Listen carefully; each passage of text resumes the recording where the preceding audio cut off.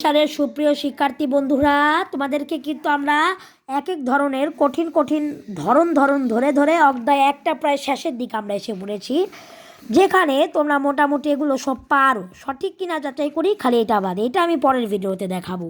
তো গত ভিডিওটাতে আমি ধরেছিলাম 8, 9 আর 10 নাম্বার প্রশ্নের অঙ্ক। তো এবার আমি 11 আর 12 মানে গত ভিডিওতে ধরেছিলাম 8, 9, 10 নাম্বার প্রশ্নের অঙ্ক। এই ভিডিওতে 11, 12, 13, 14 নাম্বার প্রশ্নের অঙ্ক ধরবো। 14 নাম্বার যদি পারি তাহলে ধরবো, না পারলে নাও ধরতে পারি। 11 নং, রাখি প্রতি মাসে 950 টাকা সঞ্চয় করে, কততম মাসে তার সঞ্চিত টাকা 50,000 অতিক্রম করবে? মানে কি, 950 টাকা সঞ্চয় করে এক মাসে, তাহলে 50,000 টাকা কয় মাসে? এটা দেখুন, এভাবে লিখবো যে 950 টাকা সঞ্চয় করে এক মাসে, সুতরাং 50,000 টাকা সঞ্চয় করে। 50,000 ভাগ 950, কিন্তু এ জায়গায় সমান সমান দিব না, এই জায়গায় সরাসরি ভাগটা করব। তারপরে এ জায়গায় কিন্তু ভাগ শেষ আছে, যদি ভাগ শেষ থাকে সেই ক্ষেত্রে ভাগ করার পরে আমরা নিচ দিয়ে লিখে দিব ভাগফল 52, ভাগশেষ 600। দেখুন এই জায়গায় কিন্তু আমরা ভাগফলে পেয়েছি 52 মাস, কিন্তু তারপরেও কিন্তু 600 অবশিষ্ট থাকে, যেটা মূলত টাকা। তো আমরা এমন লিখবো যে 52 মাস সঞ্চয় করার পরেও 600 টাকা অবশিষ্ট থাকে। আচ্ছা, ধরুন যদি একটা মানুষের এক মাসের জন্য চাকরি বন্ধ হয়ে যায়, বাকি সেই 600 টাকা তার অবশিষ্ট থাকবে না? থাকবে, কারণ এই ক্ষেত্রে আমরা এক যোগ করে দিতে পারবো। 52 মাস সঞ্চয় করার পরেও 600 অবশিষ্ট টাকা অবশিষ্ট, সুতরাং 52 যোগ 1 সমান 53তম মাসে সঞ্চয় 50,000 টাকা অতিক্রম করবে। এভাবে আমরা করব, ঠিক আছে? ভাগের নিচে ভাগফল 52, ভাগশেষ 600 লিখে দিতে হবে। নেক্সট অঙ্কটা আমরা একটু যাই। 12, আসাদ মুরগির খামার করার জন্য 345টি ব্রয়লার মুরগি 225 টাকা ক্রয় করলো, এতে তার কত টাকা খরচ হলো? আচ্ছা, সে যে ক্রয় করলো, এই ক্রয়টাই কিন্তু তার খরচ, ক্রয়ে তার টাকা খরচ হয়েছে না? হ্যাঁ, তাহলে খরচ হয়েছে না? তাহলে এমন লিখবো যে পরের অঙ্কটা, হ্যাঁ, একটি মুরগির দাম 225 টাকা, সুতরাং 345টি মুরগির দাম গুণ করে দিলে উত্তর বের হয়ে যায়। 13 নংটা একটু দেখি।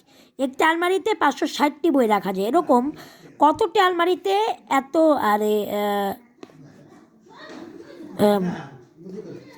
3,79,900 আর কি 680টি বই রাখা যাবে। এই ক্ষেত্রে কিন্তু আমাদের কোনো অবশিষ্ট থাকবে না, সরাসরি লিখবো 560টি বই রাখা যায় একটি আলমারিতে, সুতরাং আর কি 3,79,980টি বই রাখা যায়, মানে ভাগ করে দিলে বের হয়ে যায়। কিন্তু এ জায়গায় কিন্তু 678টি লিখে রাখলে হবে না, কি তাও লিখতে হবে, সমান 678টি আলমারিতে।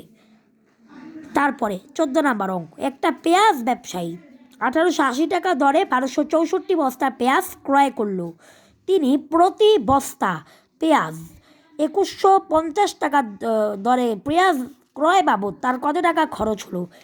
এটা কিন্তু আমরা সরাসরি একভাবে করতে পারি যে মানে এমন করতে পারি যে 1264 আর কি, এমন আমরা একটা বিশাল বড় গুণের মাধ্যমে করতে পারি, যে এমন করতে পারি যে এত তার ক্রয় বাবদ কত টাকা খরচ হলো। এমন লিখতে পারি যে এক বস্তার দাম 1880 টাকা, সুতরাং 1264 আর কি বস্তার দাম। এই যে এভাবে করবো যে এক বস্তার ক্রয় মূল্য এত টাকা, সুতরাং 1264 বস্তার ক্রয় মূল্য এত টাকা। তারপর আমাদের কিন্তু খালি কত টাকা, টাকা মাকা কিছু চাই না, এই মূল কথাটাও কিন্তু শেষ দিয়ে লিখতে হবে, কারণ এইটার মূল যেটা বের হয় ওইটা আর যা চেয়েছে তা পুরা ভিন্ন। তো এভাবে লিখতে হবে যে মানে উত্তর বের করার পরেও নিজ দিয়ে আবার লিখে দিতে হবে যে সুতরাং পেঁয়াজ ক্রয় করে এত টাকা, এটাও নিজ দিয়ে লিখে দিতে হবে। খ পাঠ, পেঁয়াজ বিক্রির পর তার কত টাকা লাভ হলো? তো আমরা জানি কি যে পেঁয়াজ বিক্রিতে কিন্তু 2150 টাকা আর কি। এমন লিখবো যে পেঁয়াজ এক বস্তায় লাভ হয় 2150 বিয়োগ 1880 টাকা সমান 270 টাকা, সুতরাং 1264 বস্তায় লাভ হয় 270 গুণ 164 টাকা সমান যা বের হবে। তো বন্ধুরা, বিদায়।